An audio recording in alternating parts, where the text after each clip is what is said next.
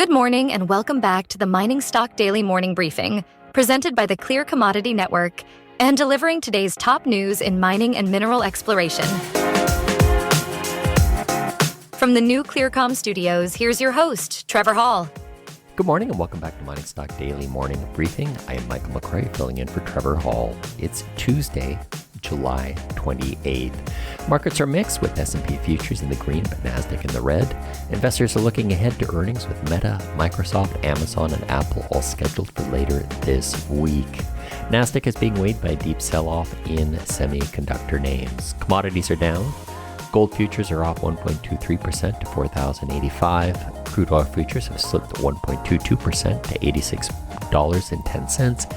And copper futures have lost 1% to $6.31. The Federal Reserve is meeting for its two-day Federal Open Market Committee meeting. Base case is for rates to stay the same, but markets see an outside chance for a rate hike later this week to counter inflation worries. Yesterday, Citi maintained its bullish copper price target through the end of the year, citing tighter physical markets and supply pressures in China. That, according to a report from Reuters, the bank held that its 14,500 per metric ton 0 to 3 month target and its 15,000 per ton year-end target. This episode of Mining Stock Daily is brought to you by Vizsla Silver.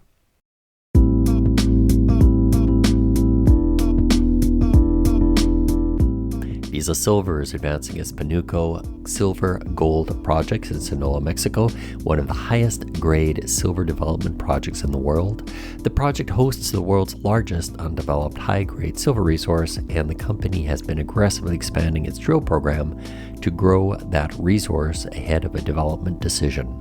Learn more at vizslasilver.ca. Here's what you need to know today.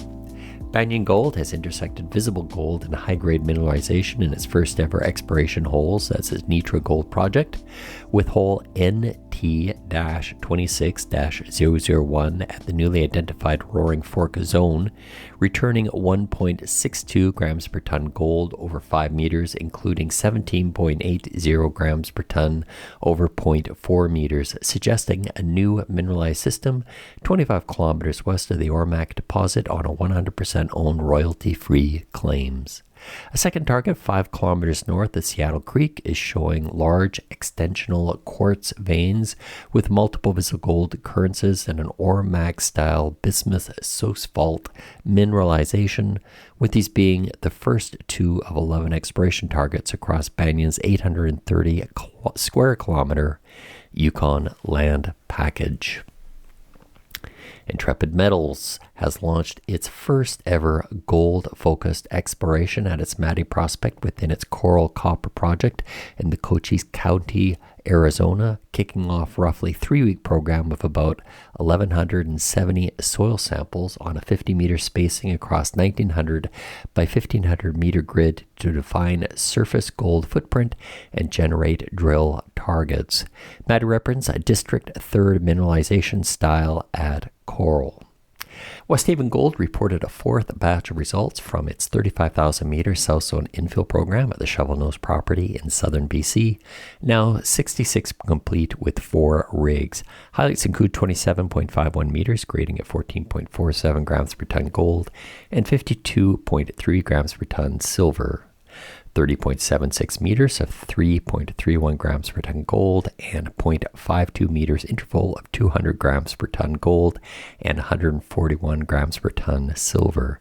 The program's highest single assay located at the deposit's northern edge and suggesting grades continue towards the Alpine target. Uranium Royalty has completed a plan of arrangement pairing its uranium strategy with its cash-flowing soda ash portfolio, anchored by its 5 mines in Wyoming Green River Basin. The deal is expected to be accretive to net asset value, cash flow, and EPS, and adds Orion and Ontario Teachers as its 2 largest shareholders.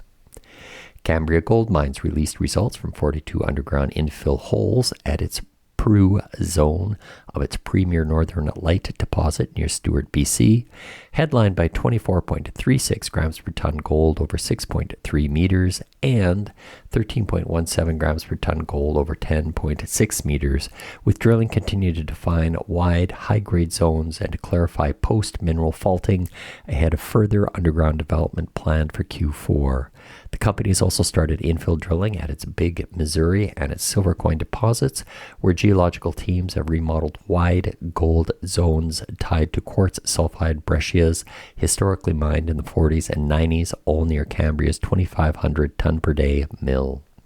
And lastly, Copper Giant Resources reported that infill hole MD-066 at its Moco copper molybdenum porphyry in Panuco, Colombia, cut 584 meters at 0.73 copper equivalent, including 183 meter core of 0.94 copper equivalent, well above the current resource average of 0.51% copper equivalent, and confirming the model ahead of an anticipated PEA.